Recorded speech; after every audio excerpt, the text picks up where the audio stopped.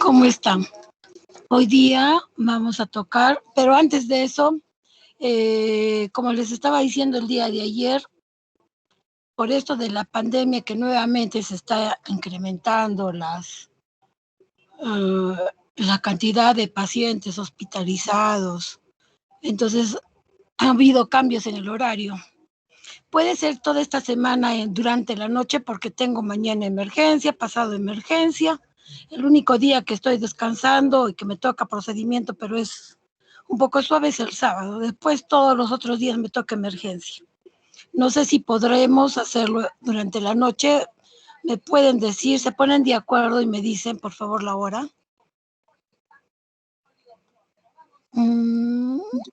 Ya, doctora, pero creo que mañana se tendría que pasar quizás para el viernes o pasado porque tenemos examen de patología, si no me equivoco, en la noche, con la doctora Yolanda, algunos compañeros. Ya, entonces mañana miércoles no van a poder. En la Le comunico, noche. le comunico terminando la clase para consultarlo con mis compañeros por WhatsApp y en una hora pasando la clase le informo bien, más o menos, Ya, en qué horarios ya. podemos, doctor. Después de terminar las clases, entonces. ¿Ya? Entonces, a ver, ¿qué entienden por funciones superiores? A ver, cualquiera de ustedes me indica. Doctora, son funciones que han sido aprendidas, que no son genéticamente establecidas, no son hereditarias, son personales. Ya, Angie. Ya, doctora, creo que podríamos diferenciar de las superiores de las inferiores porque las superiores se relacionan con una distribución interconectada entre varios centros del cerebro, a diferencia de las inferiores que están específicas en áreas bien definidas. Ya, otra opinión.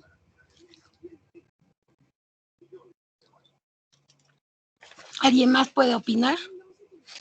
Doctora, las funciones superiores van a ser exclusivas de los hombres y ¿por qué no las podemos describir en los animales? En los humanos. Sí, no Sí, en los sí, otros, sí, porque si no va de puro varón. Ya, claro, no sí, sé quién humanos. falta. Ya, Patricia, no te preocupes. A ver.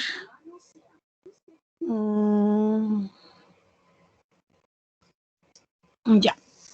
A ver, vamos a ver ahora, es un poquito, pero acaban de intervenir bastante. Primero, saber qué es conciencia. Conciencia, del latín conscio, con y cia, conocer. Ser consciente de algo es compartir conocimiento de eso, con alguien más o con uno mismo, o incluso simplemente viene a ser conocimiento de algo. Según el diccionario, es como el estado de despierto, que hay una capacidad del ser humano de reconocer la realidad circundante y de relacionarse con ella. El coma consiste en la pérdida total de la conciencia. Ahora, conciencia como mente es conocimiento inmediato, es o espontáneo que el sujeto tiene de sí mismo y de sus actos y reflexiones. Perdió la conciencia de lo que le estaba pasando, por ejemplo, ¿no? Ahora, conciencia como conocimiento moral, conocimiento reflexivo de las cosas, actuó con plena conciencia de lo que hacía, conocimiento del bien y del mal que permite a la persona hacer un juicio moral de la realidad y los actos propios de uno, ¿no? Entonces, conciencia es siempre sinónimo de conciencia, pero conciencia no siempre es sinónimo de conciencia. Son algunos términos que estamos acá. Definición, entonces, anteriormente, William James, conciencia era la percepción de cada uno, que cada uno tiene de uno mismo y de su entorno. Plum y Posner lo definió como una capacidad de darse cuenta de sí mismo y de su entorno. Ahora, Esta es una revisión más anatómica para saber cómo va. Ahora, los componentes de la conciencia en el estado de conciencia normal es el entendimiento o el contenido, comprensión y comunicación con el medio que lo rodea, suma de todas las funciones mentales. Y la vigilia, que es la activación de estas haces o fascículos. Van a depender respectivamente de la corteza, o sea, el contenido va a depender de la corteza y la vigilia, o sea, la activación va a depender del tronco, donde encontramos el mesencéfalo y protuberancia, donde va a haber un mecanismo de retroalimentación positivos entre el tronco y la corteza y lo que se va a determinar como conciencia normal. Aquí tenemos una vista o una cara medial o una imagen donde vemos la corteza frontal, parietal, la región occipital. Las que están coloreadas con azul vienen a ser las regiones corticales y las de color rojo son las regiones subcorticales. Aquí vamos a encontrar el mesencéfalo, el hipotálamo y parte de la protuberancia, ¿no? En un corte lateral también vemos acá la región frontal y parte de la unión de la región temporal con la región frontal que tenemos acá, los que van a intervenir. Como les dije, esas estructuras anatómicas van a intervenir en la regulación del nivel de conciencia, controlando el nivel de alerta, atención y conciencia. Como les dije, en azul, la región, todos los componentes corticales y en rojo los componentes subcorticales que van a intervenir en el sistema de conciencia. Ahora, además de estos componentes corticales y subcorticales, tenemos otros que no están representados, como la ínsula anterior, por dentro de acá, el claustrum, los ganglios basales, la amígdala, cerebelo, que pueden desempeñar un papel en la atención y otros aspectos de la conciencia.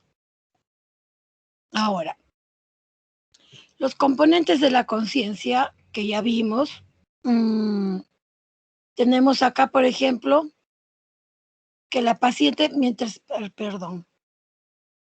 la paciente está acá despierta, ella tiene el arte o tenemos la capacidad de estar pensando mientras estamos haciendo qué es lo que vamos a hacer. O acá, por ejemplo, el parpadeo, ¿no? El parpadeo de los ojos.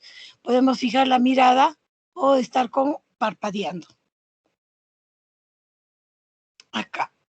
En la conciencia, que es un estado fisiológico del sistema nervioso, va a variar según el dominio temporal y espacial de sus operaciones neuronales, permitiendo la aparición de conductas complejas y conscientes.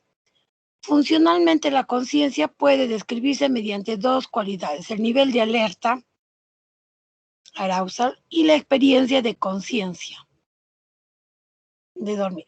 Aquí tenemos una imagen donde vemos quiénes van a intervenir para que haya un estado de conciencia. El sistema activador ascendente, el SARA, ¿no? Tenemos acá el sistema activador de quién. Tenemos un neuroactivador a nivel mesencefálico, también tenemos un núcleo inhibidor a nivel protuberancial, tenemos unos estímulos periféricos aferentes, propioceptivos y nociceptivos.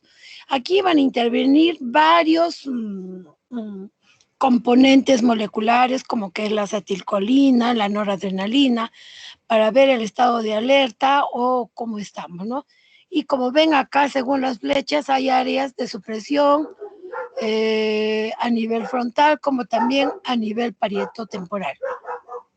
Entonces, esto y hay una comunicación entre la corteza, la región subcortical, tronco encefálico y medular, ¿no? A través del fascículo retículo espinal.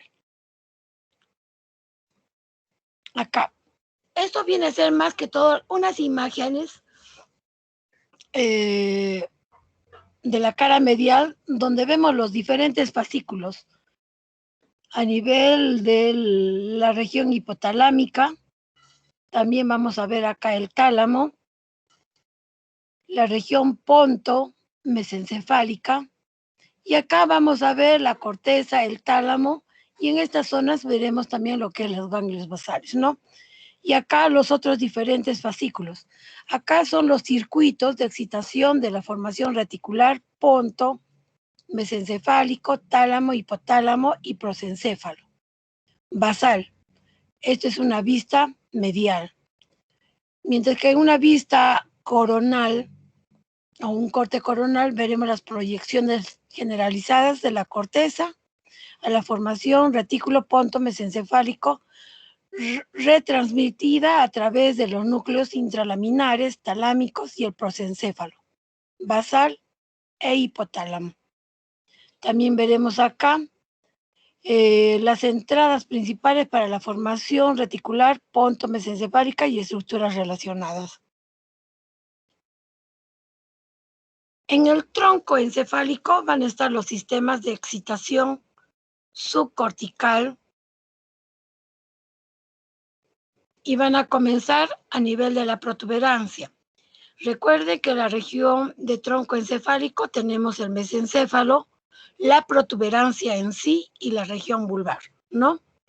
Acá, como dijimos, en el tronco encefálico, la parte de excitación subcortical va a comenzar en la parte superior de la protuberancia y se va a extender hacia el mesencéfalo.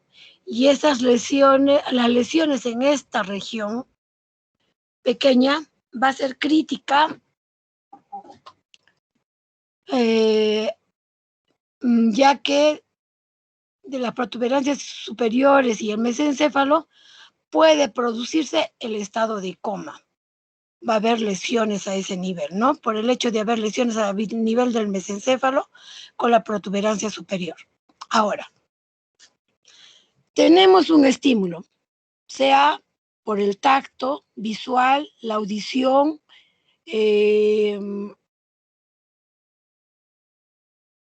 va a haber un proceso sensorial, diferentes acciones a través de los ganglios basales y va a haber una respuesta. Ahora, en la formación reticular o lo del SARA van a intervenir a nivel del mesencéfalo y la protuberancia superior va a haber una columna mediana que va a emitir unas proyecciones ascendentes hacia la corteza y va a ser útil en la excitación y la atención.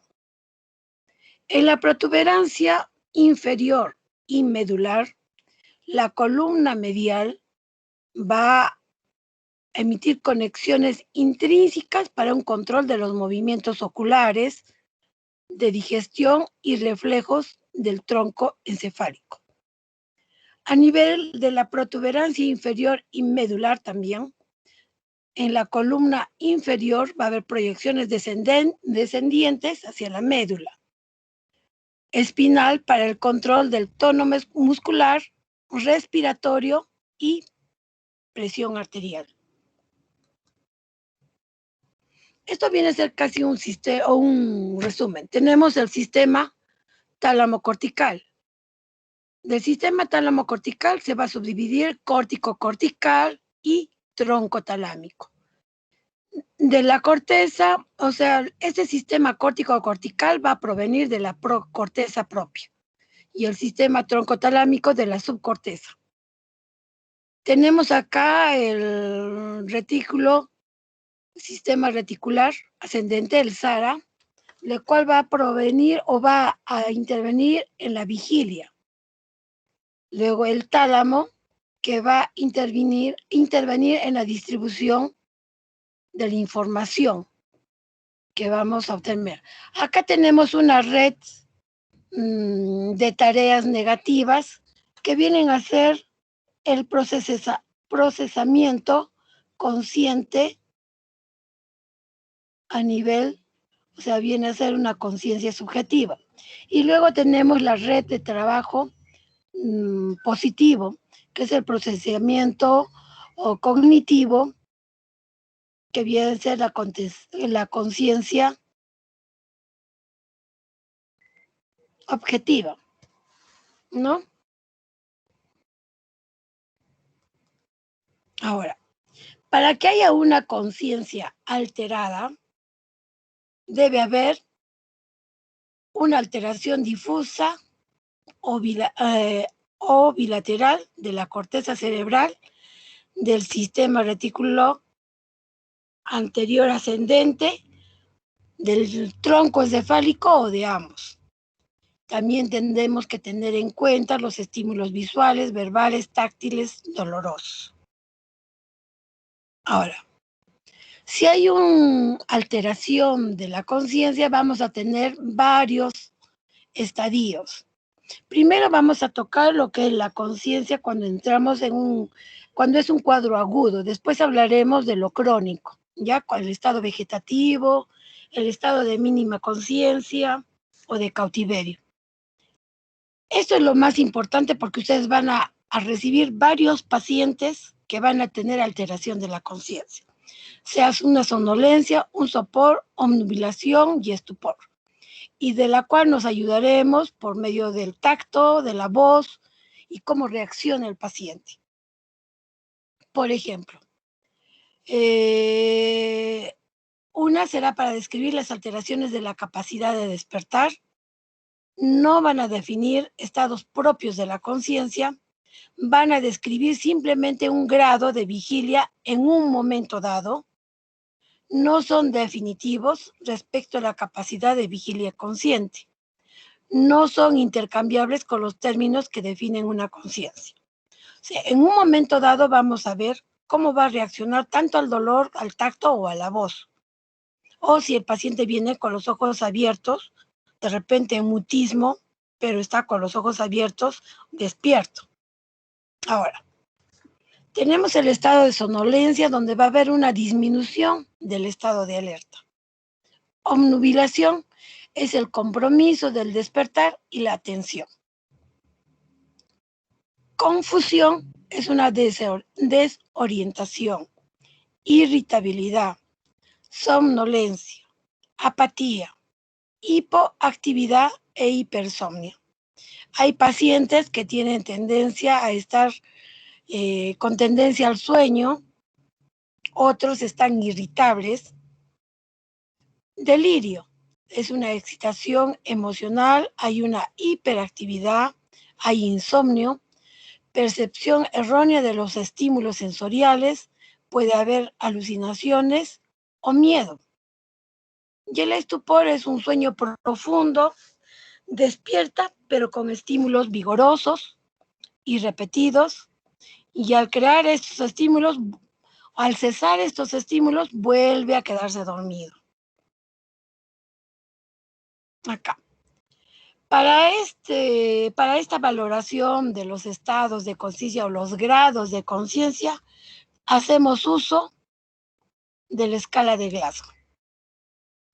Por ejemplo, acá cuando hay las respuestas verbales que tenemos hasta una puntuación de 5, una respuesta motora también es una puntuación de 6 y la respuesta ocular a 4, ¿no? Por ejemplo, viendo ustedes las figuras, a ver, si yo encuentro a un paciente, voy a emergencia y encuentro un paciente donde los ojos, al dolor hay apertura ocular, al estímulo verbal va a haber unas palabras inapropiadas, pero me responde. Y al estímulo motor doloroso va a haber retirada y flexión de una de las extremidades. ¿Qué tipo de cuál sería la puntuación de esta escala de Glasgow? A ver. Hola. Doctora, ¿sería la puntuación de 9? A ver, dijimos que hay una apertura ocular al dolor, es 2.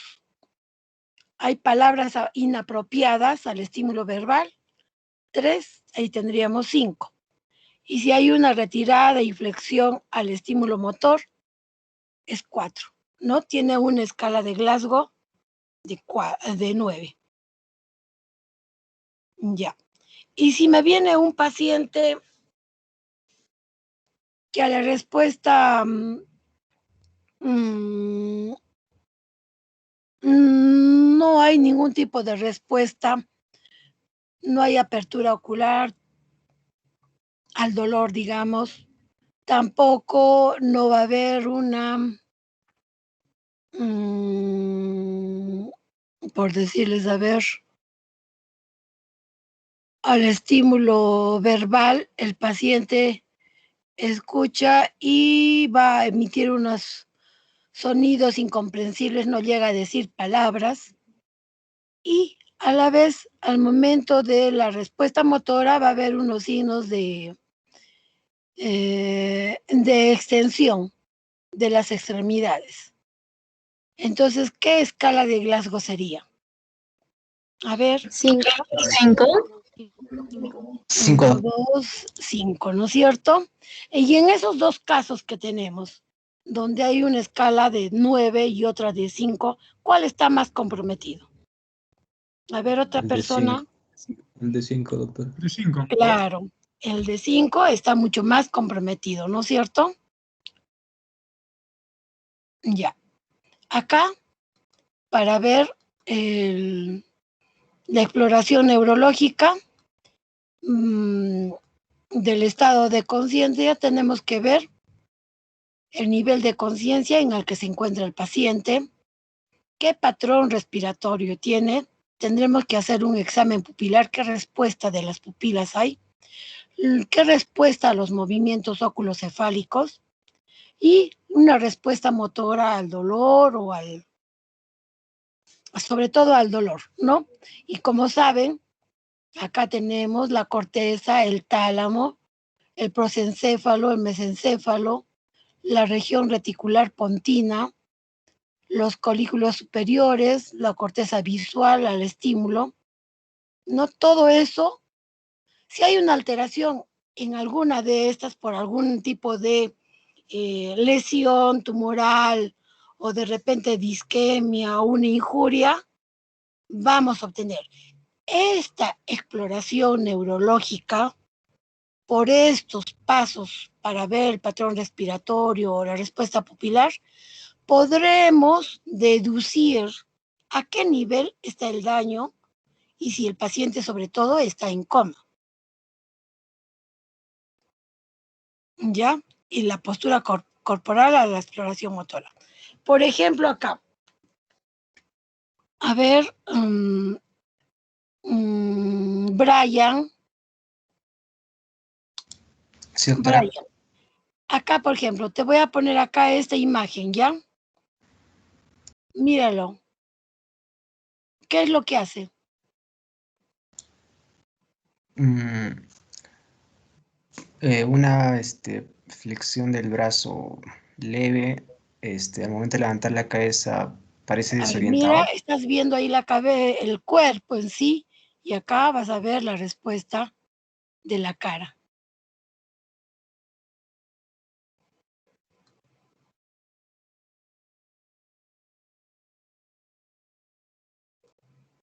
Es un paciente que está despierto y, ¿no? Ya, a ver, ahora vamos a ver. A ver, está Anel Torres Flores, ¿está? Sí, doctora, ¿me escucha? Sí, claro que te escucho. A ver, me vas a decir, acá el estímulo de la voz. A ver.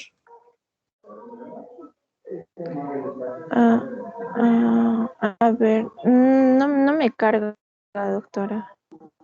Ya, No, ahora observa. sí, recién me carga. ¿Qué hace al estímulo de la voz? Te dirige, ¿qué hace el paciente? A ver. O sea, lo que me vas a decir a mí es, observas y me dices qué cosa está haciendo el paciente. Un ratito, doctora, está cargando. No puedo verlo.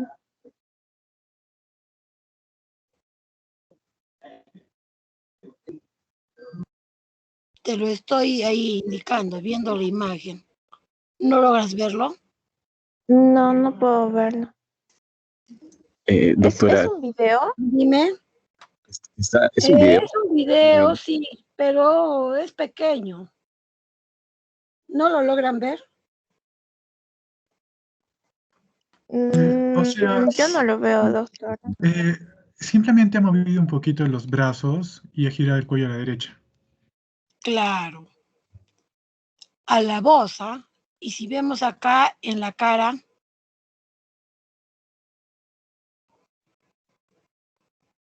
hay apertura ocular y se vuelve a dormir, ¿no es cierto, Carlos? Sí, es como que cuando le habló abrió, pero volvió a cerrar los ojos. Claro. Ahí es donde vamos a hacer la diferencia, ¿ya? Esto va a ser al estímulo de la voz. Entonces, si está al estímulo de la voz, el paciente despierta, hay apertura ocular, pero a la voz, en la escala de Glasgow, ¿qué puntuación sería? A ver, Hugo Tarrillo. Sí, doctora. Buenas A noches. ver, buenas noches. Mira, al estímulo verbal hay una apertura ocular. Ujú. Solo viendo la cara, nada más. Pero se vuelve a dormir. Sería Mi escala 3, de ¿no? Glasgow, ¿qué puntuación le darías? 3 en la apertura ocular, ¿no? Porque sí reacciona al estímulo verbal. 3 al estímulo verbal, está bien. Ya. Ahora, pero no estamos gritando. Y si le gritamos acá, por ejemplo, Miguel, ¿qué es lo que hace? A ver.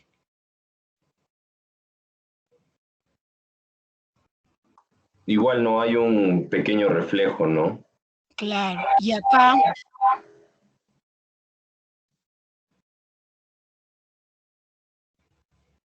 Se ve, ¿no? Que como que se despierta, pero por un rato, ¿no? y Y se vuelve a dormir, nuevamente ¿no? Se vuelve a vuelve. dormirse, ¿no? Ujú. Ya. A ver, vamos a ver en la otra. Ahora al tacto. No estamos aplicando dolor, solo tacto. ¿Qué pasa acá? Hay apertura ocular. Acá solito, mira. Apertura ocular.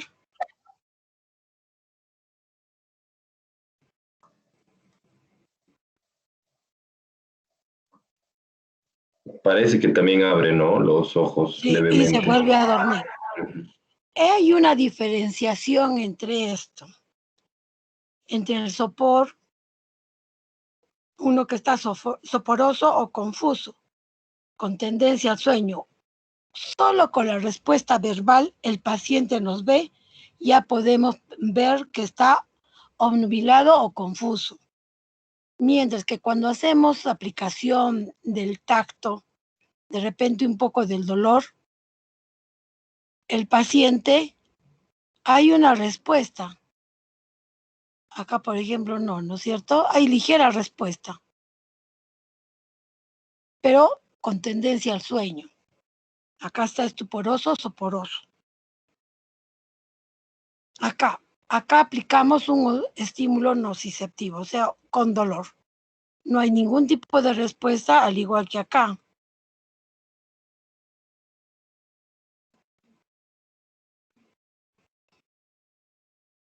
Apertura ocular, pero no emite sonidos, ¿no? Si vemos bien lo de la cara. Y acá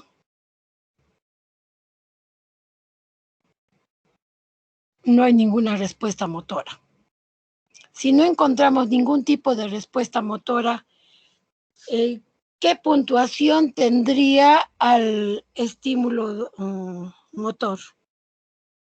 A ver, ¿cómo se llama? Helber González.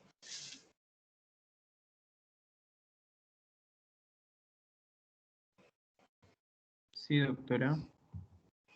A ver, ¿qué puntuación en la escala de Glasgow tendríamos si el paciente al estímulo nociceptivo doloroso no tenemos ningún tipo de respuesta?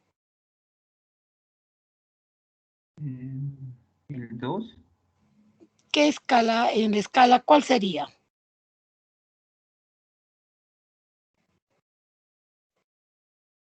¿El 2, doctora? Ningún tipo de respuesta.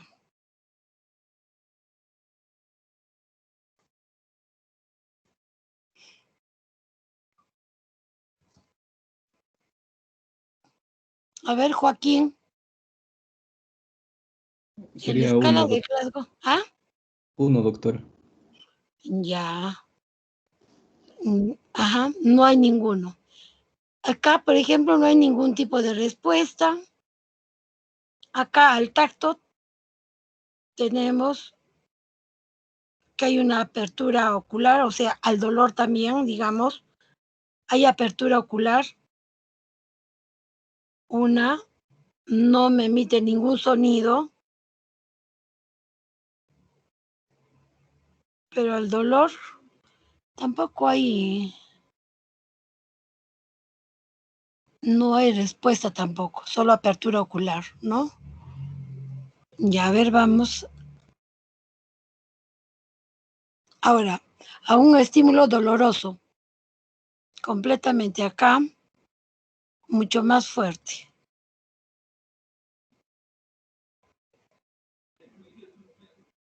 Tampoco vemos acá, tampoco no hay ningún tipo de respuesta.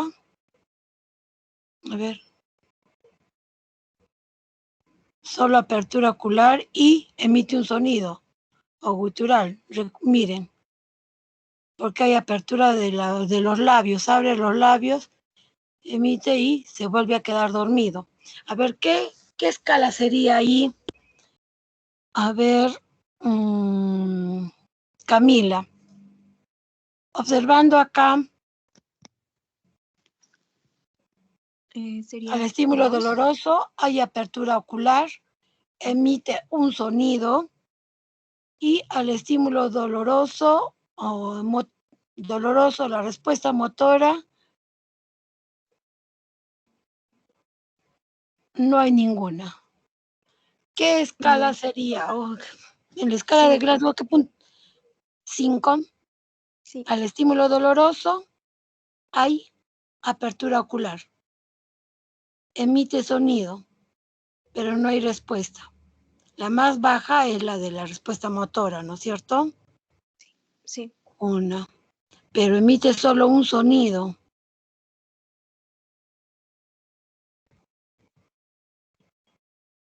Gutural, ya está bien.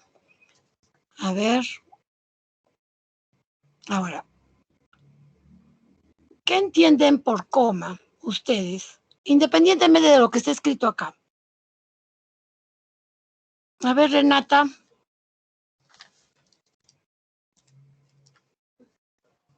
¿Qué entiendes por Doctora, coma? creo que el coma es no, el paciente no puede responder a los estímulos externos.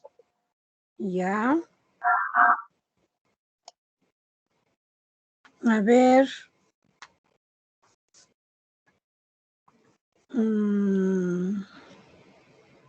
Carlos ya intervino. Camila ya dijiste, ¿no? Camila Zúñiga. ¿O fue la otra Sí, Camila? doctora, ahorita. Sí. Renata también. A ver, Carla. Doctora, Carla salió hace como 10, 15 minutos, me escribió, me dijo que tenía problemas y que se iba a tratar de reconectar dentro de 15 minutos. Apenas se reconecta, me dijo que iba a hablar usted para explicarle eso, por favor. Ya. Ya, no está Carla. Entonces, a ver, Angie, Rosa. A ver, Rosa, ¿qué entiendes por coma? Doctora, yo diría que sería como un estado profundo, como de inconsciencia. Ya, a ver. Coma viene a ser el estado de inconsciencia sin capacidad de despertar ni a los estímulos dolorosos. Carecen de cualquier signo de vigilia espontánea o inducida por estímulo. No hay movimientos con propósito y sin signos de vigilia consciente. Si es por daño cerebral adquirido por un traumatismo encefalocraniano o una anoxia, hipoxia, el coma es una condición aguda o subaguda que evoluciona a una enfermedad, puede evolucionar a un estado vegetativo o una enfermedad o un estado de muerte cerebral en 2 o 4 semanas, dependiendo, ¿no?, de qué tanto haya sido la lesión. Acá. Las causas pueden ser por un daño hemisférico difuso, por una hipoxia, puede ser una lesión diencefálica, por un tumor a nivel del hipotálamo, un daño paramediano a nivel del mesencéfalo superior y diencéfalo inferior. Acá puede entrar a coma y puede al llegar después estar en un cautiverio, o una lesión de la protuberancia, alta o baja, y mesencéfalo bajo, donde hay un infarto sobre todo de la arteria basilar o por hemorragias pontinas. Pueden entrar a un coma. Ahora, para evaluar en un paciente con coma, tenemos que definir, el objetivo es poder definir el sitio de la lesión y orientar o buscar la causa, la etiología, ¿no?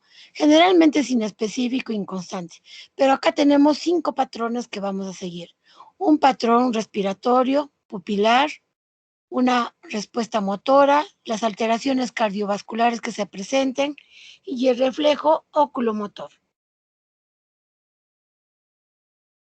Las alteraciones vasculares, generalmente a todo paciente que llega les hacen un electrocardiograma y nos fijaremos en las ondas T negativas grandes, que también tiene que ver mucho con el cerebro. Las causas de las ondas T negativas gigantes vienen a ser una insuficiencia coronaria aguda, un daño cerebral agudo severo, un feocromocitoma o una miocardiopatía hipertrófica apical. Indirectamente esto nos va a ayudar y la presencia de estas ondas T cerebrales puede ser un ritmo sinusal. Tenemos que observar la morfología de la onda P, la duración del complejo QRS, la onda T a nivel de los de B2 a B6 si es negativa, si es profunda, si es simétrica, o el intervalo QT está prolongado, ¿no?, o aumentado. Ahora, si vamos a ver o vamos a tener en cuenta el patrón respiratorio, puede haber múltiples alteraciones del patrón respiratorio. Pueden ser de origen central, generalmente cuando estamos en coma, ¿no? Puede ser de Cheyne-Stone, apneúsica en racimos, atáxica o una hiperventilación neurógena central. Y de acuerdo a eso vamos viendo dónde puede estar la lesión, ¿no? El sitio. Acá, por ejemplo. En este caso, tenemos acá una respiración de Cheyne-Stone, donde va a haber ciclos de taquipnia con una progresión de la amplitud hasta un pico máximo y va a descender gradualmente y va a llegar a un periodo breve de apnea. Generalmente esto es cuando hay una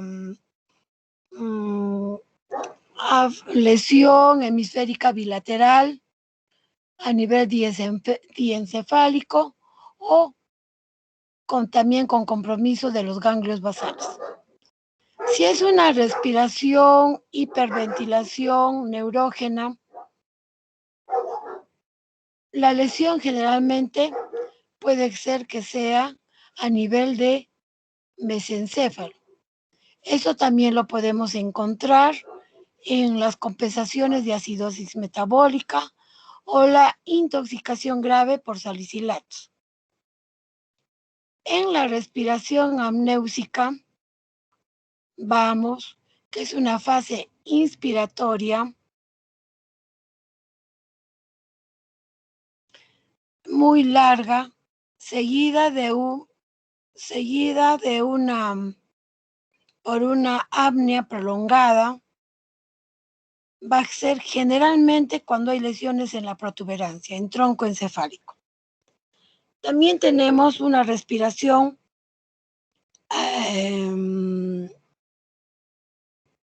atáxica o en racimos. En racimos, cuando la lesión está a nivel de la protuberancia inferior y vulvar, a nivel de la unión, ¿no? Puede semejarse a la respiración de Cheyne-Stokes, donde comienza a aumentar y llega a un pico máximo. Acá no. Empieza con un pico máximo y va decreciendo, ¿no? Y llega a también un periodo de apneas, pero son más pequeños. Y generalmente, como les dije, son en las lesiones protuberenciales bajas y vulvares. Y la respiración atáxica, donde es completamente irregular, sin ritmo, y generalmente son las lesiones a nivel vulvar. Esto es lo que tienen que aprender, el tipo de respiración que va a presentar el paciente para que indirectamente les indique dónde puede estar la lesión. Ahora, para ver el reflejo pupilar tenemos que tener en cuenta la vía pupilar simpática y la parasimpática. Va a producir una midriasis, se va a tener en cuenta 3 neuronas. La primera a nivel del hipotálamo, la segunda a nivel de la cervical C8 y D1, dorsal 1, y del ganglio mayor, la tercera, el núcleo a nivel del ganglio cervical mayor, ¿no? Donde las fibras van a llegar al ojo alrededor de la carótida. Esta es la vía pupilar simpática. Mientras que la vía pupilar parasimpática, su función va a ser provocar miosis. Se va a iniciar en el núcleo de Edinger-Westphal y va a viajar a través junto con las fibras del tercer par, va a tener un relevo a nivel del ganglio ciliar y el reflejo pupilar se va a iniciar en la retina y va a ser sinapsis cerca al cuerpo geniculado lateral. El centro de convergencia va a recibir las aferencias de los núcleos de los rectos internos. Entonces, ¿qué alteraciones vamos a encontrar? Vamos a encontrar una miosis con ptosis si hay una lesión supratentorial. Podemos encontrar unas pupilas intermedias o grandes reactivas si es una lesión mesencefálica o protuberencial, o simplemente unas pupilas mióticas bilaterales, que también podemos encontrarlas en los casos de encefalopatía. Si es una lesión neta del tronco encefálico, vamos a encontrar pupilas puntiformes, con reflejo fotomotor presente, hiporreactiva. Y si es a nivel del bulbo, tendremos un síndrome de Horner.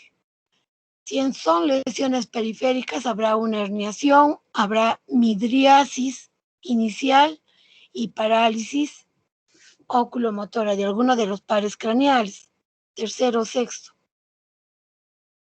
Acá, por ejemplo, si es metabólico, como les dije, serán pequeñas, reactivas, hiporreactivas.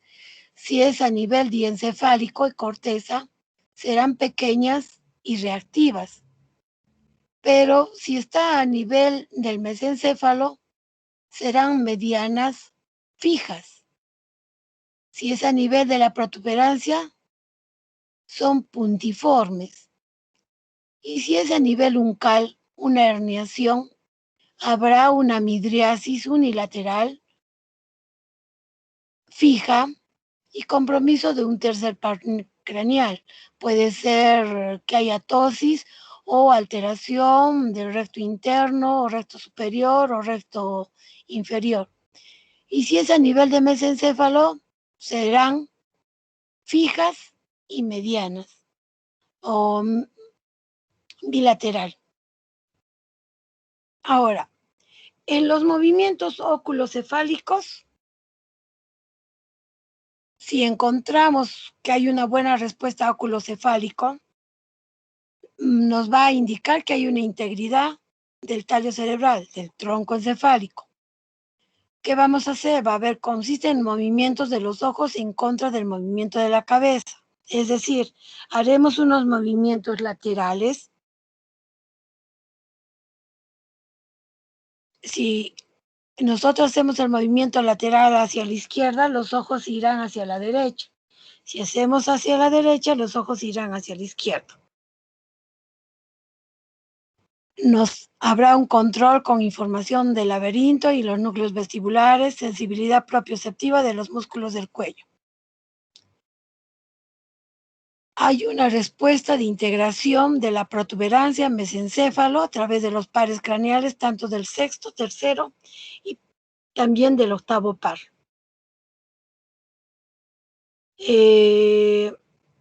Lo podemos hacer por medio de estímulos calóricos o de frío. La falla de uno de los ojos para abducir nos indicará que hay un daño a nivel de la protuberancia o hay compromiso del sexto par.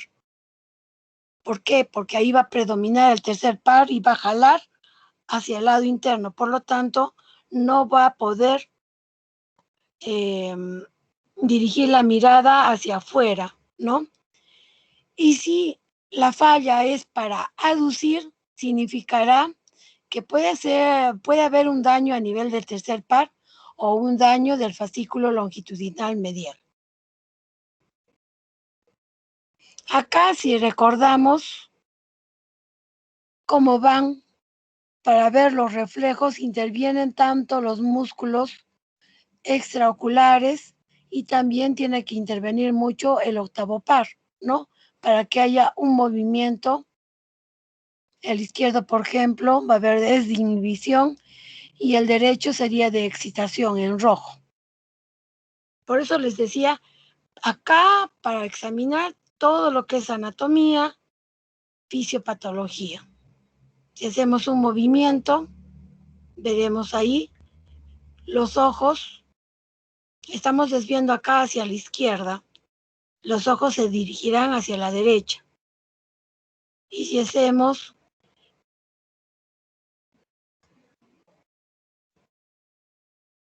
no puedo para hacia el lado contrario, los ojos se dirigirán hacia el lado izquierdo. A ver, con respecto al fascículo longitudinal medial, va a conectar al tercero, cuarto y sexto par craneal. Es ventral a la sustancia gris, periacuedectal, se decusa a nivel de la protuberancia, va a emitir fibras de canales semicirculares y cerebelo que van a ir a los núcleos vestibulares del octavo par. Las fibras de articulaciones y músculos del cuello también van a ir a los núcleos vestibulares del octavo par. Ahora, de los núcleos vestibulares, la vía del fascículo longitudinal medial va a ir a los oculomotores, ¿no?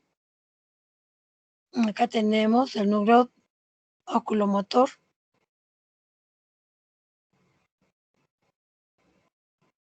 Tenemos el sexto par.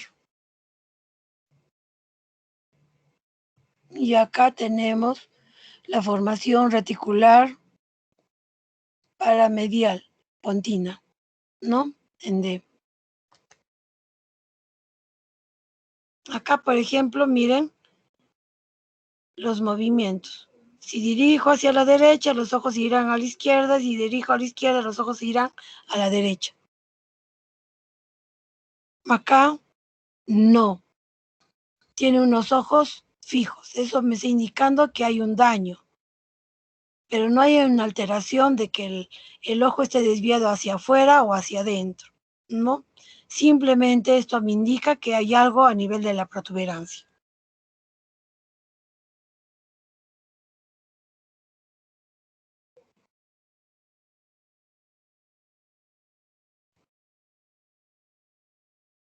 ¿Se dan cuenta?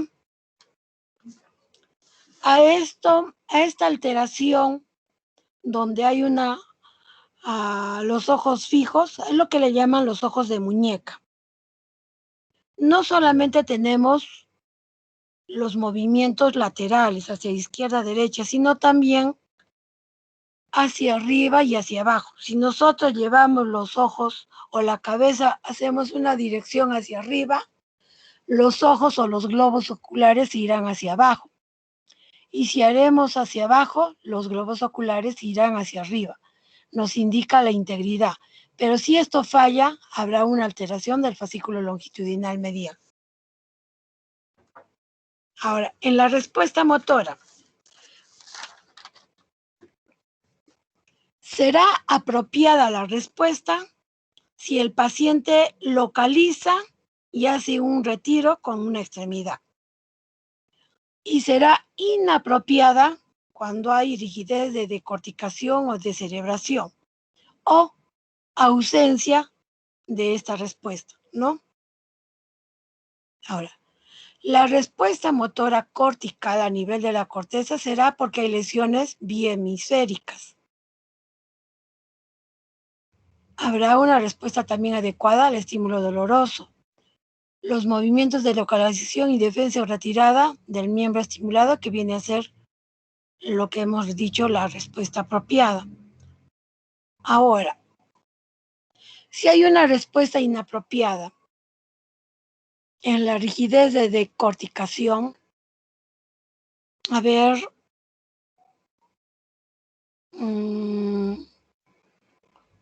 Carla, ya. A ver, Angie, ¿qué entiendes por decorticación?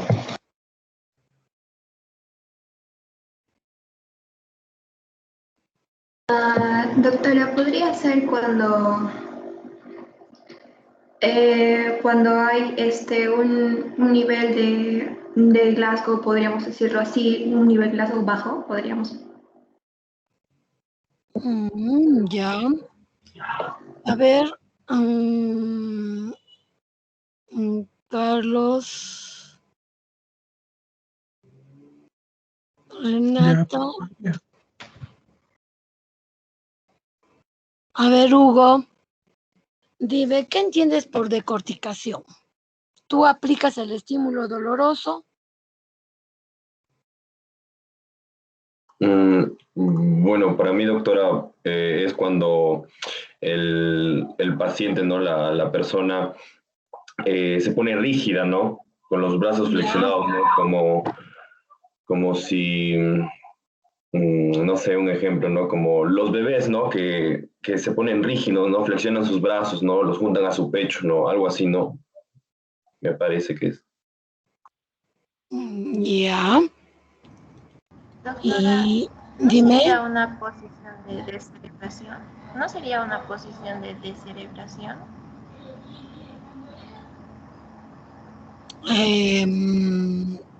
A ver,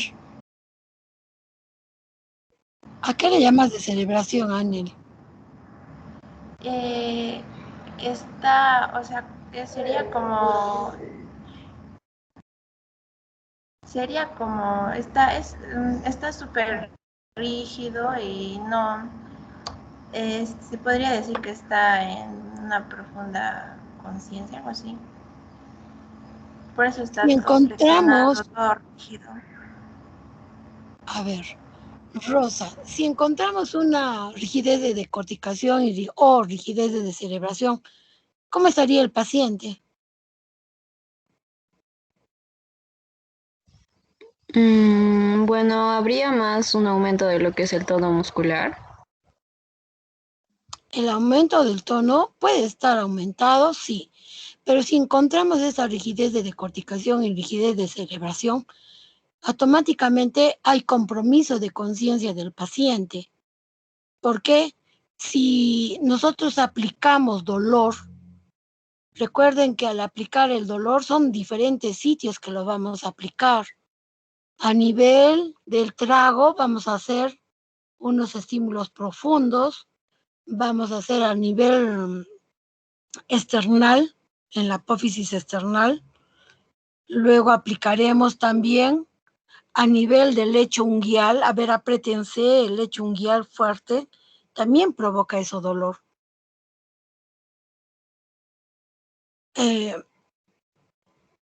Y el paciente, como tiene un profundo compromiso de conciencia, no está confuso, no está nubilado. Puede estar en un sopor o coma. Entonces, eso es lo que nos va a indicar si el paciente se está comprometiendo o no. Pero lo que es más profundo, o lo que es entre los dos, entre decorticación y de descerebración, el de peor pronóstico es el de descerebración. Ustedes van a aplicar un estímulo doloroso, el paciente está en decúbito dorsal y lo que va a hacer es aducir, primero a miembros superiores va a aducirlos, va a colocarlos pegados a su tronco, va a haber una pequeña rotación interna de los miembros superiores, ¿ya? Manos, dedos, todos van a estar en aducción y va a haber una flexión. No, acá dice con flexión plantar, no. Acá está equivocado. Ya va a haber una pequeña flexión de miembros superiores y extensión de las extremidades inferiores. Esta rigidez de decorticación nos indica que hay una lesión a nivel del mesencéfalo superior, pero puede ser transitorio. Puede ir a una descerebración o puede ir a otro estado de obnubilación, donde comience a despertar de acuerdo a la lesión que tenga o cuál es la causa del coma que presenta. Mientras que la descerebración de opistótonos, rígido, completamente, con brazos y piernas extendidos. Va a haber aducción e hiperpronación, igual que cuando la decorticación, solo que acá no flexiona, sino que lo extiende. Van a estar tanto las cuatro extremidades, miembros superiores y miembros inferiores. Y esto nos va a indicar que hay una lesión de protuberancia superior a nivel de tronco encefálico. Puede presentarse cuando hay un deterioro rostro-caudal y encéfalo-mesencefálico, en las lesiones de la fosa posterior que van a dañar al mesencéfalo, la protuberancia, y en los desórdenes metabólicos severos. Y esto a la vez puede ir a una herniación, donde vamos a encontrar una anisocoria, donde una de las pupilas será puntiforme y la otra estará dilatada, midriática. Por eso es importante saber si encontramos esto, más la ayuda del patrón respiratorio, de la respuesta pupilar y oculocefálica, para que nos oriente dónde puede estar. Puede ser a nivel de la corteza diencefálica, a nivel de mesencéfalo, protuberancia o vulvar. Para eso es necesario hacer estos exámenes.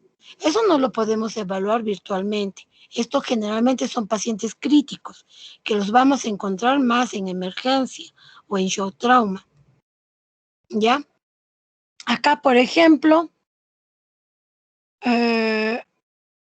Hago un estímulo y hay estímulo de retirada, flexiona y trata de retirarme la mano. Hago un estímulo a nivel supraorbitario, uno de los estímulos a nivel de las cejas, a nivel del lecho unguial, y acá hay una de decorticación. Flexiona, aduce, flexiona también la muñeca, la mano, los dedos. Y acá, al estímulo doloroso, a nivel external, y acá tenemos una respuesta de descerebración. Ahora, entonces, esto es lo importante que vamos a ver. A ver.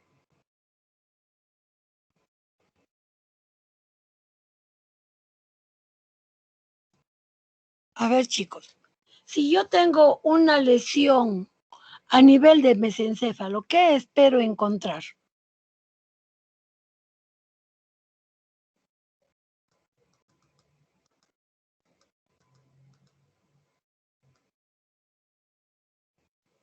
A nivel de mesencéfalo, ¿qué espero encontrar?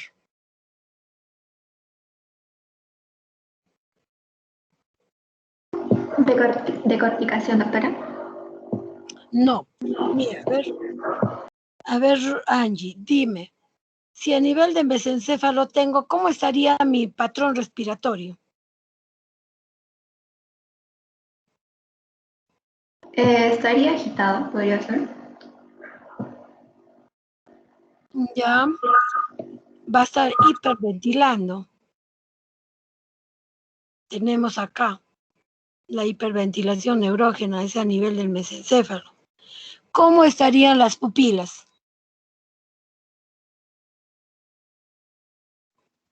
Estarían bióticas, doctora. ¿Mm? Con Estarían, miosis. mira, mesencefálico, estarían fijas, unas, no necesariamente mióticas, más que todo fijas. ¿Y cómo estarían los movimientos oculocefálicos? Si es a nivel de mesencéfalo.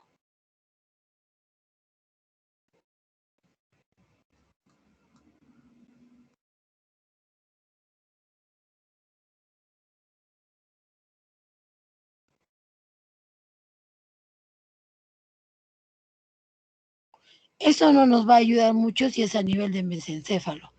Recuerden que el tercer par está a nivel de mesencéfalo. No tenemos compromiso del octavo ni del sexto par porque estos están a nivel de la protuberancia.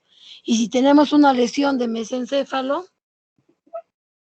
puede haber compromiso de uno de estos, del par craneal, del tercer par craneal. ¿Y la respuesta motora cómo sería?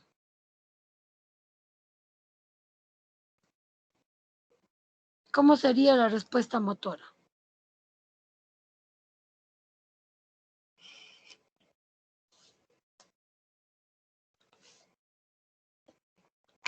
Doctora, ¿habría una flexión anormal? Ya, muy bien, Renata. A ver, Ah, yo les bien. voy a decir, a ver, si tengo un paciente que me viene por angiotrauma con compromiso de conciencia, tiene unas pupilas anisocóricas, tiene una respiración en racimos y no tengo respuesta motora al estímulo doloroso. ¿Qué pensarían? A ver, cualquiera de ustedes. Pupilas anisocóricas, un patrón en racimos, un patrón respiratorio en racimos y no hay respuesta motora.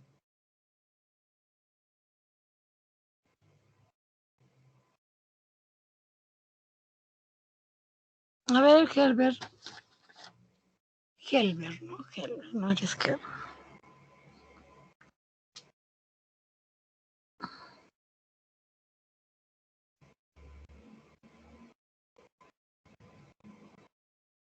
Si ya la han bajado, a ver, Helber, porque está grabando ya todo. A ver. Sí, doctora. A ver, Helber.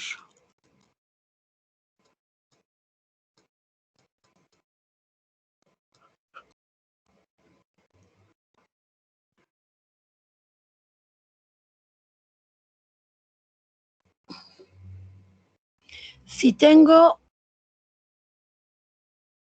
una respiración, te he dicho que es en racimos, ¿no?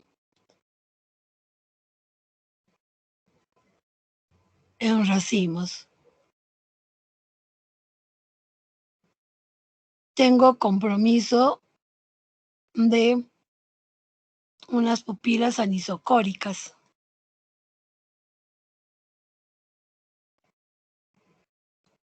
Una respiración en racimos.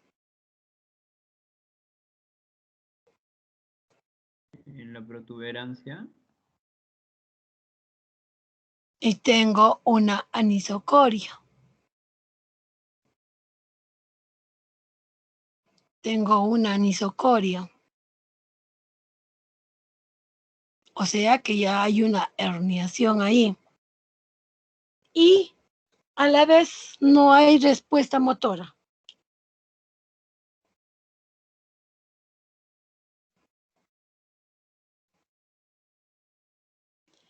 Con la herniación ya me está indicando que es a nivel del tercer par, compromiso del sexto par, entonces es a nivel de protuberancia.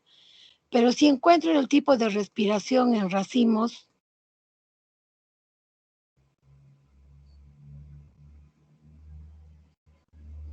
pero tampoco encuentro respuesta motora, y ya hay una anisocoria, el pronóstico es malo, porque ya pasó el cuadro de rigidez de descerebración. Entonces, este paciente se me va a enclavar. Eso es lo que está pasando, que no solamente está acá a nivel de diencéfalo, sino está a nivel de, no sé si tengo acá otro, acá tenemos la corteza, la ínsula, el tronco encefálico y acá está la región vulvar y luego la medular. Entre la unión de la protuberancia y el bulbo, si vemos esta zona, se va a ir, se está edematizando, quizás no lo sabemos, o de repente la lesión se va extendiendo, isquemia o sangrado, o tumor está creciendo, entonces está enclavándose el paciente. Por eso el pronóstico es malo. Por eso les decía que hay que, por ejemplo, acá, ¿no? Tenemos el segmento, acá el segmento, la formación reticular, pero acá tenemos la protuberancia, está acá. Y esto es lo que se está enclavando, está presionando, por eso ya hay una anisocoria. Mientras las pupilas estén midriáticas o mióticas, todavía tenemos el chance, pero cuando comienza a haber la anisocoria, puede haber una herniación si hay compromiso de conciencia. Pero si el paciente está muy bien, está despierto, colabora con nosotros, se quejará de dolor, pero está con anisocoria, puede ser que haya algún compromiso vascular, un aneurisma, algo que esté presionando al tercer par, o de repente alguna isquemia, algún infarto. Pero si hay un compromiso de conciencia y tenemos anisocoria, no hay respuesta motora y ahí tiene un tipo de respuesta, un patrón respiratorio atáxico o en racimos, ya tengo que estar alerta de que ese paciente probablemente, si hoy día lo examiné, mañana ya no lo encuentre, porque se está enclavando. Por eso es importante poder hacer este examen, el examen de conciencia en una etapa aguda, digamos, porque no sabemos cómo nos va a venir. Puede ser que venga soporoso, puede ser que venga obnubilado o en coma, que es lo que vamos a hacer uso para poder determinar dónde es la lesión, el sitio y qué podemos hacer, ¿no?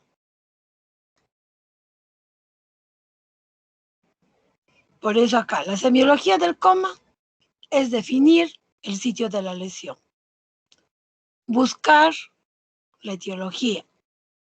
Claro que es inespecífico e inconstante, porque a veces el paciente viene en coma y se va a mantener así todo durante toda esa evolución. Puede mejorar como puede empeorar. Eso va a ir dependiendo de todos las otras alteraciones, sean vasculares, metabólicas, que se estén aunando al trauma que haya recibido el paciente. ¿Ya? Tener en cuenta que para poder examinar a un paciente comatoso, patrón respiratorio, para reacción popular o pupilar, una respuesta de pupilas, una función, una respuesta motora, los óculos cefálicos y ayudarnos con las alteraciones o problemas cardiovasculares que pueda haber, si hay antecedentes, ¿no?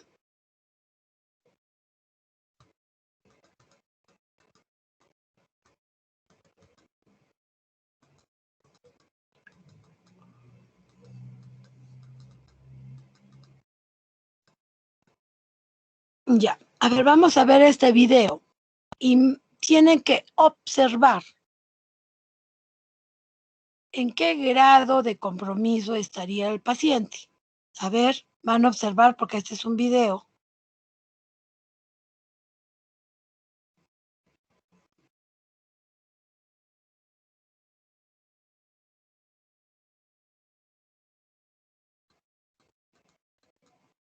Creo que se pasó. No, no ha pasado ahí, ya. Acá hay varios, a ver. No. A ver. Mañana no pueden. Pasado mañana, que vamos a ver, me van a decir de este video que ustedes lo van a poder observar, cada uno me van a decir qué cosa observan en el paciente para que haya esto, porque el paciente acá, por ejemplo, no tiene tendencia, está como dormido, lo estimulan y recién despierta, pero hay aunado otras cosas más. Por eso es importante que ustedes me digan, ¿ya? El día de mañana es miércoles, no pueden, el día jueves entonces. A ver, ahora. Eso hemos evaluado cuando hay compromiso de conciencia y el paciente no nos puede emitir e informar.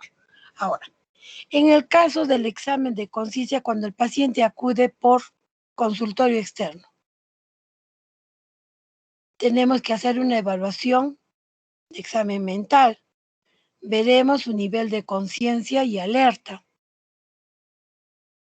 ¿no? El estado de alerta, evaluar mediante estímulos externos, analizando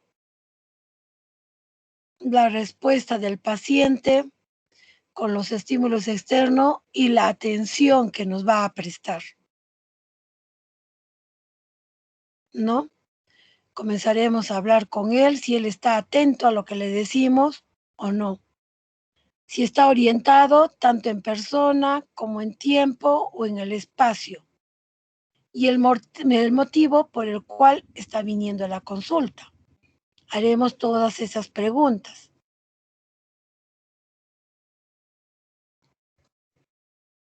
También veremos el lenguaje que utiliza. Si tiene una buena afluencia, si hay buena comprensión, hay una buena nominación, repetición o si hay presencia de parafasias, para poder determinar si hay algún problema de afasia o una disfasia, disartria, alteración de la articulación. También haremos uso de la escritura y lenguaje. Le diremos que escriba una oración que nos indique dónde está el sujeto, el verbo y predicado. Le pediremos que lea un párrafo para ver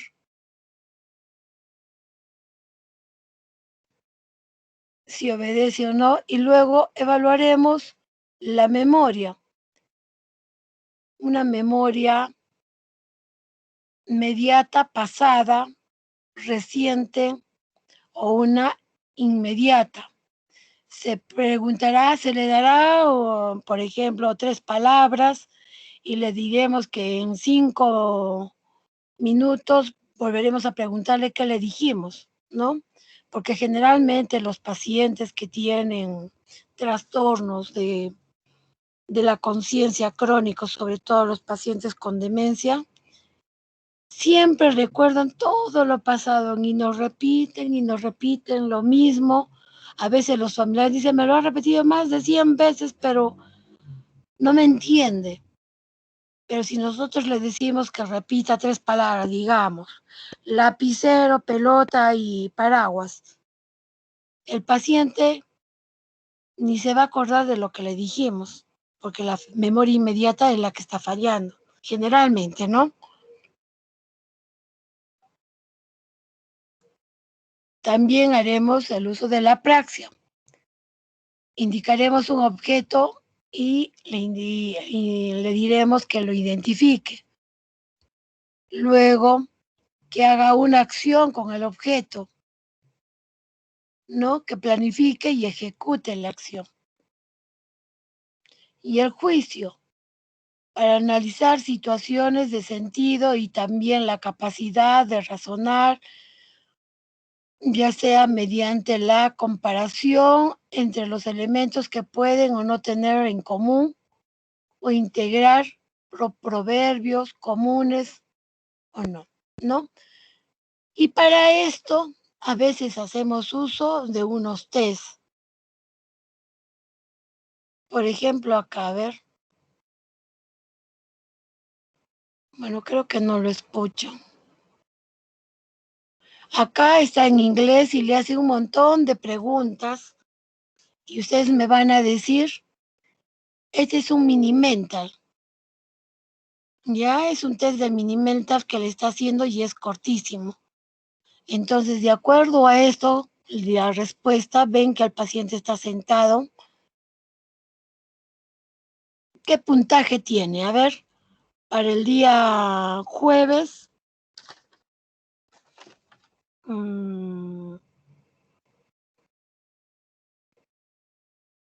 Anel.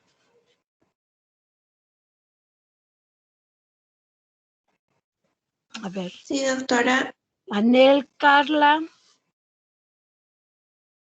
y Renata me van a decir, cada una hace su trabajo independiente y ese día me dirán qué puntaje tiene mediante del test, el mini mental, ¿ya? Porque esto es más que todo un video de mini mental. Ya, doctora. Ya, las 3 van a hacerme eso. Acá está el mini mental. Sí, ustedes lo van a hacer. Viendo el video me van a dar un puntaje. Cada uno, no lo van a hacer grupal. Cada uno. Acá tenemos el test de evaluación para el estado mental, el mini mental state y el MOCA. También acá hay un video, pero no sé si podremos. Acá también le hace diferentes preguntas y de acuerdo a eso va a haber un puntaje. Entonces ahí, Neil, Hugo,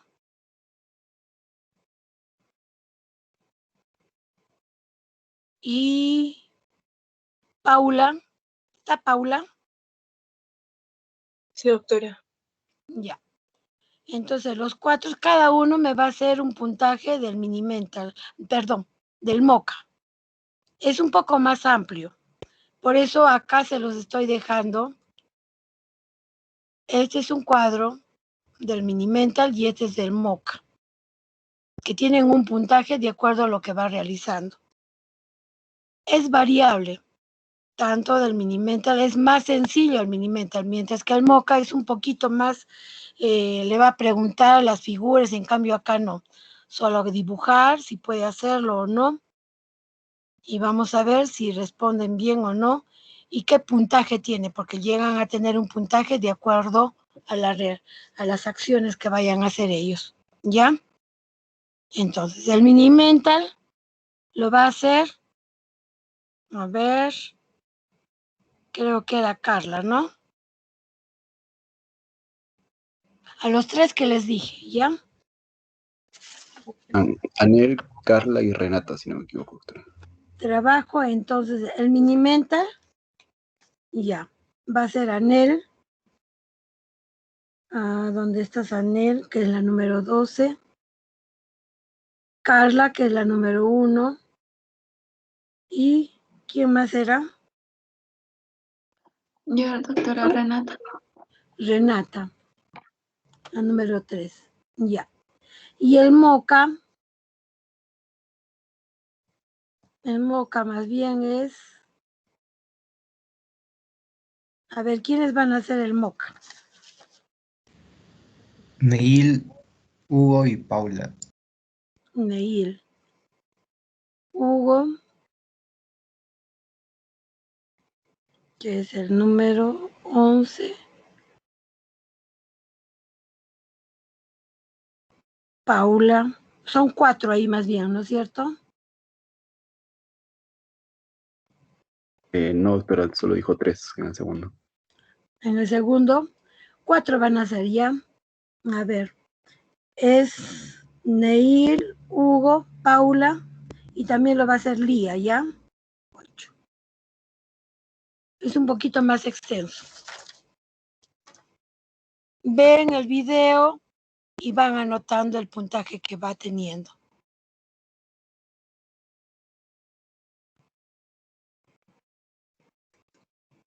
Ahora, de acá, después que hemos visto el cuadro agudo, el coma, vamos a tener también, acá hay una la alteración de conciencia, sorry acá, que es con N. Vamos a hablar del estado vegetativo. El paciente está en coma y se puede recuperar. Puede pasar a un estado de sopor, de nubilación y se recupera. O puede despertar del coma, pero entrar o quedar en un estado vegetativo. Que viene a ser que, a ver, Helber, ¿qué piensas o qué opinión tienes de un estado vegetativo? No lo que está acá.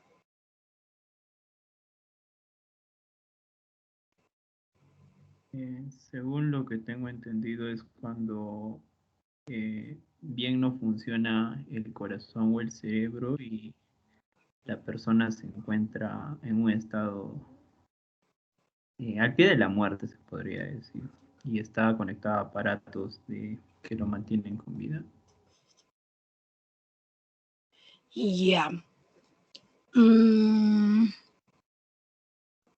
Ya que a ver, Romnel, ¿qué piensas de estado vegetativo?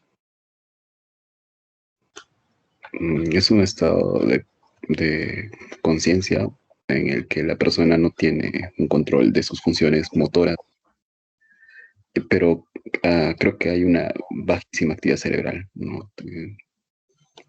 Ya. A ver. Carlos. Podría decirse que más que nada es un estado en que la persona se despierta, duerme, pero no tiene conciencia de su entorno. Ya. A ver, Angie.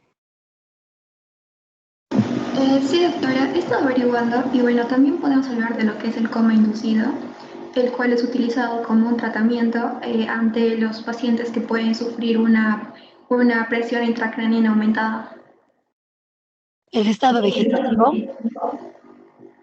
Sí, doctora, nunca voy a inducir, ¿no? Ya.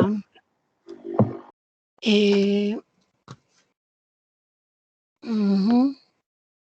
A ver, Carla, ¿qué opinas de estado vegetativo? Sí, doctora. Sobre el estado vegetativo, bueno, es cuando el cerebro deja de funcionar, pero hay una parte todavía que sí funciona, donde se controlan las funciones vitales, como temperatura, respiración, presión, etc. O sea, es Ya, decir, que se muere parte del cerebro, pero sí funciona parte de. El hipotálamo sí funciona. ya. A ver, el estado vegetativo viene a ser una situación de ausencia completa de conciencia de uno mismo y del entorno. Va a estar, su ciclo de vigilia y sueño va a estar preservado. Despiertan y duermen. Va a haber una preservación parcial o completa de las funciones hipotalámicas y las funciones autonómicas troncoencefálicas. Ahora, pueden llegar a un estado permanente de estado vegetativo si la lesión es hipóxico-isquémica o es metabólica, si es más de 3 meses, ya lo consideramos como estado vegetativo. Pero si ha sido por un trauma, lo consideramos más de 12 meses. Si está en ese estado y ha sido por un trauma, después de un año prácticamente lo consideramos que es un estado vegetativo, ¿ya? Pero acá hay plena, o sea, se está preservado el ciclo de sueño-vigilia, temperatura, presión, como me han dicho, está normal, están preservados las funciones autonómicas, pero no están conscientes de sí mismos y del entorno que los rodea. Ahora, no existe evidencia de conciencia de uno mismo y del entorno. Tienen incapacidad para interactuar con otras personas. No hay evidencia de una conducta voluntaria o dirigida que pueden reproducirse de forma sostenida ante los estímulos visuales, auditivos, táctiles o dolorosos. Tampoco va a haber una emisión de lenguaje, comprensión ni emisión de lenguaje. Está preservado el ciclo intermitente de sueño-vigilia. Como dijimos antes, preservación de las funciones hipotalámicas y autonómicas. Va a haber incontinencia vesical, intestinal. Los reflejos medulares y del tronco pueden estar preservados, tanto el reflejo pupilar, oculocefálico, corneal, vestíbulo ocular y el nauseoso. Ya.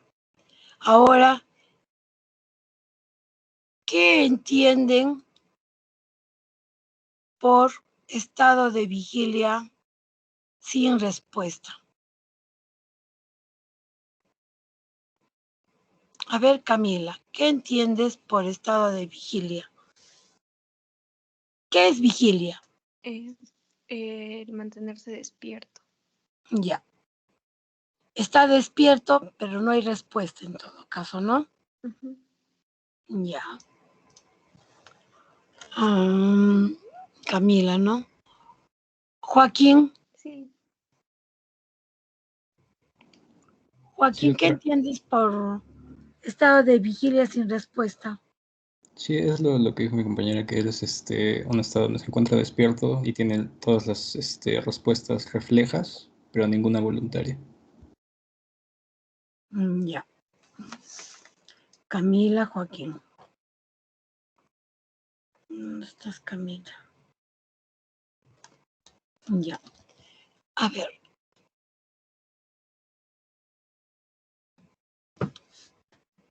Los pacientes despiertan del coma, pero permanecen sin respuesta al estímulo verbal. Entonces, muchos de nosotros estamos un poco, dudamos de decir que está en un estado vegetativo, ¿no? Tenemos que hacer uso de los exámenes auxiliares para ver y no cometer algún error para podemos decir que sí, el paciente está despierto, pero no tiene una respuesta al estímulo verbal. Pero es prácticamente como que estuviera en un estado vegetativo o en un coma vegetativo. Ahora, ¿a qué le llaman ustedes mínima conciencia? A ver, Ronald, ¿qué piensas del estado de mínima conciencia? A que puede percibir los estímulos del medio ambiente de forma ligera. Ya. A ver, Rosa, ¿qué sería un estado de mínima conciencia? Bueno, puede ser que la conciencia puede estar alterada Ya. en ese entorno. A ver. Anel, ¿qué sería el estado de mínima conciencia?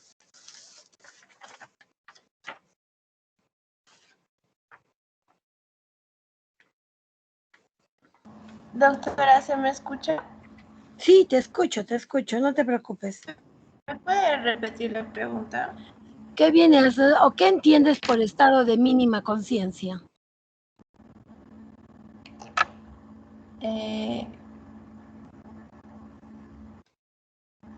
Ya, es cuando es la condición cuando la conciencia está, por así decirlo, demasiado alterada y hay como una evidencia mínima de cualquier forma de conocimiento, o sea, de su entorno, de sí mismo.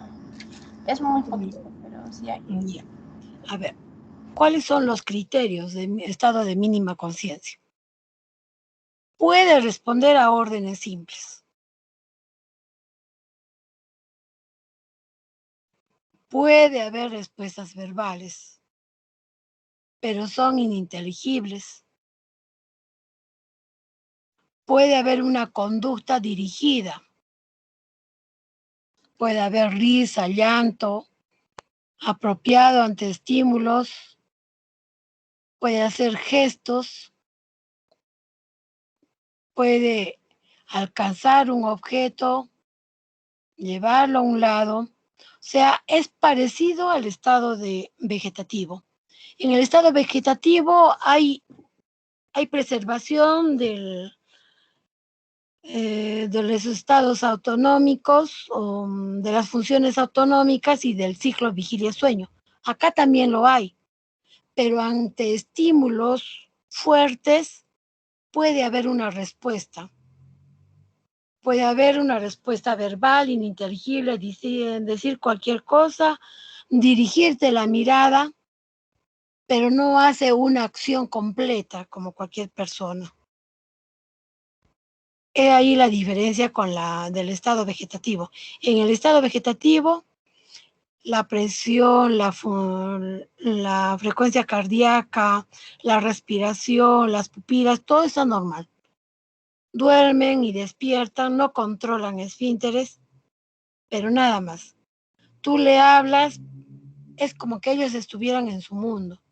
Mientras que en el estado de mínima conciencia tú gritas o lloras, el paciente te va a dirigir. Puede decirte algo o simplemente dirigirte la mirada. Nada más. Ahora, ¿qué entienden por síndrome del cautivo? A ver, Helber.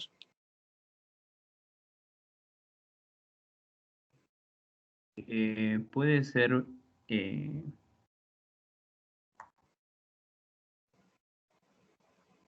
es que la palabra cautivo es como que se encuentra sin nada, o sea, sin ningún privilegio, encerrado, no sé.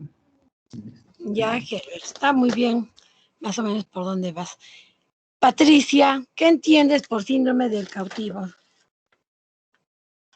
Ah, como dijo Helber, o sea, cautivo es cuando estás como que atrapado.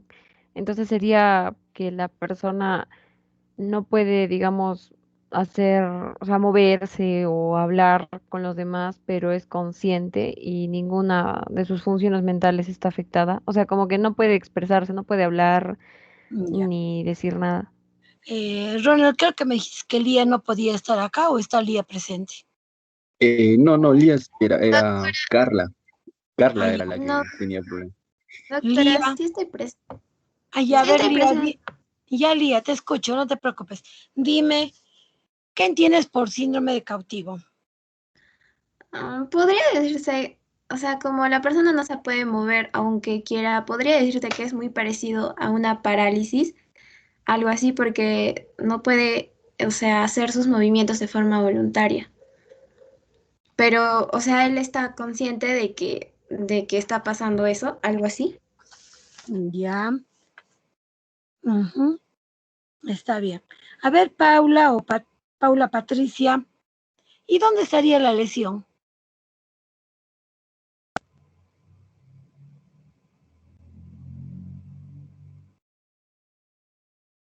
Patricia, ¿dónde estaría la lesión? Ah, eh, a nivel de la protuberancia. Ya. A ver, Carlos, ¿dónde estaría la lesión? La lesión en la protuberancia, supongo. Joaquín, ¿dónde estaría la lesión? A ver, En el tallo cerebral. ya. Protuberancia es una cosa. Ya les he dicho que la protuberancia, bueno, y ya. Tallo cerebral, ¿qué parte del tallo cerebral? Porque es como tronco encefálico.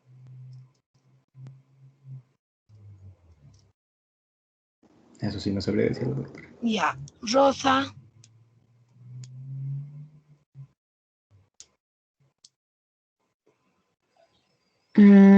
Igual, doctora, le diría lo mismo, no sé. ya. Acá en el síndrome del cautivo hay una pérdida del control motor voluntario con conciencia preservada. El paciente está consciente de todo. De todo. Las vías córtico-espinales y córtico-avulvares en la base del puente, compromiso difuso de los nervios periféricos o unión neuromuscular,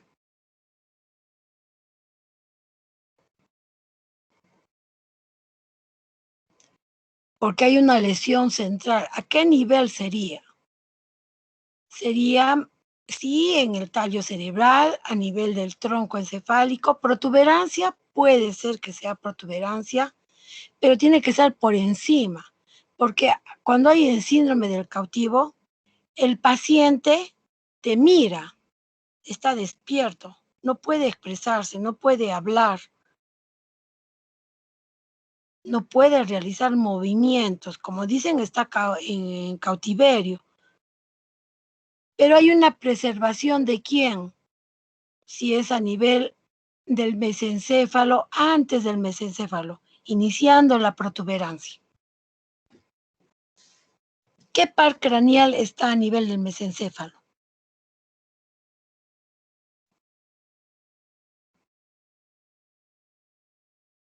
A ver, Neil.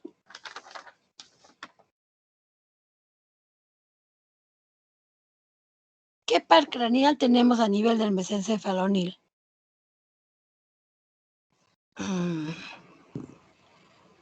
El tercer par craneal. Ajá. ¿Te dicen Neil o te dicen Brian? Neil. Ah, ya, Neil, ya, Neil. Está bien. El paciente tiene los movimientos oculares a excepción del sexto par, pero no puede hablar, no puede hacer ningún tipo de movimiento. Y la lesión es por debajo del mesencéfalo a nivel de la protuberancia superior. ¿ya? Tiene sueño, de los ciclos de sueño y vigilia. Ahí, eso es terrible. Los pacientes ahí sufren demasiado porque entienden bien. Ahora, ¿qué entienden por estado confusional agudo? A ver, Ronel. Doctor, ¿podría repetir la pregunta, por favor? ¿Qué No entiendes por entendí. estado confusional agudo? El paciente se encuentra desorientado, pero de una forma ligera, sin muchos síntomas notorios. Ya, Ronelía. ¿Qué entiendes por estado confusional agudo? Bueno, hay alteración de la conciencia, pero bueno, agudo, pues por un poco, o sea, porque sucede hace poco tiempo, un tiempo no muy prolongado, y creo que eso, más que todo lo de la conciencia. Ya. Rosa. ¿Qué entiendes? Doctora, diría por un estado de desatención. Ya. A ver. El estado confusional agudo son aquellos pacientes que van a progresar más allá de los límites superiores del estado de muerte cerebral a un estado de vigilia consciente mayor, más respuestas consistentes pero disfunción global cognitiva. También puede ser llamado delirio. Hay un estado de compromiso cognitivo global primariamente relacionado a un déficit de atención. Va a haber pérdida de la habilidad para enfocar, sostener, seleccionar y aumentar la atención. O sea, este es un estado, no es un estado vegetativo, no es un estado de mínima conciencia ni de cautiverio, pero es confusional agudo. Es un paciente que ha salido del coma. Está progresando, pero está que hay compromiso de todo en todo el cognitivo global, por lo tanto va a haber déficit de atención, va a haber deterioro cognitivo ahí. Por eso hay pérdida de la habilidad para enfocarse, sostener, seleccionar. Va a haber alteración de la percepción.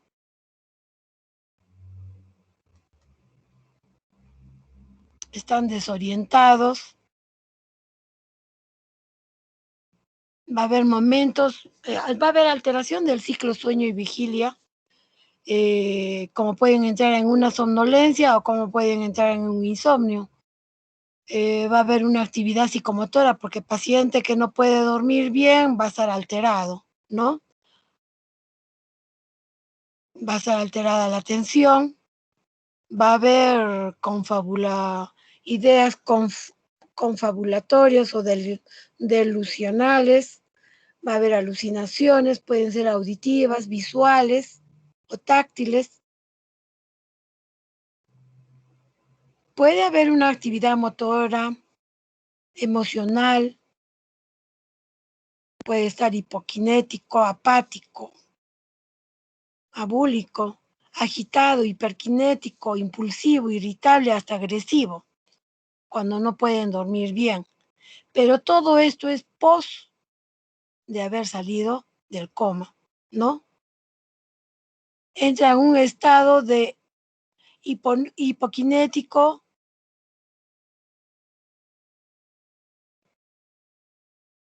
una bulia completa, a un estado hiperkinético hasta llegar a ser agresivos, irritables. Uno a otro extremo, ¿no?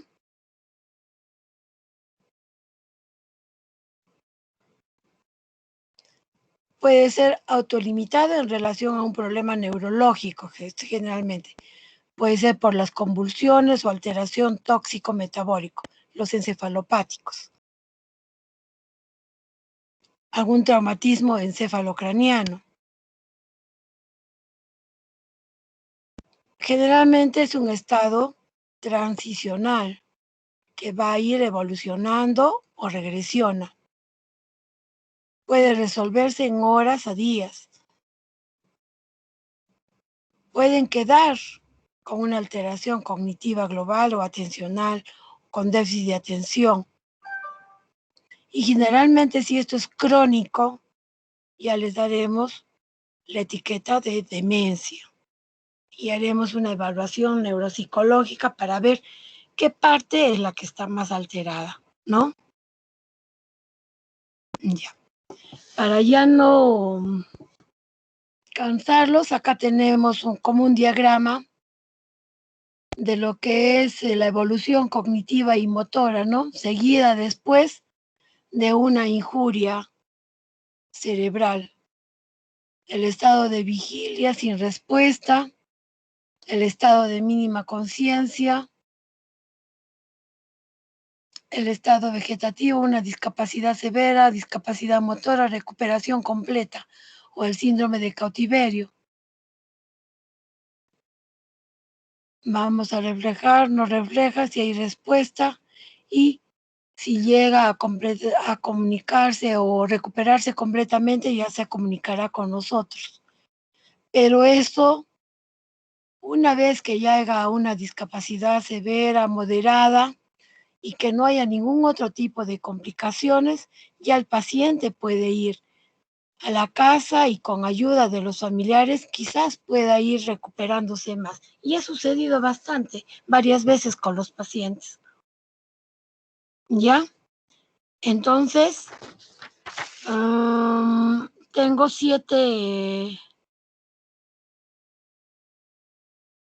alumnos que van a hacer un trabajo. Para la próxima serán los otros 8 que no han hecho ahora. Para el día jueves ya les dejaré. ¿Ya? Doctora, Dime.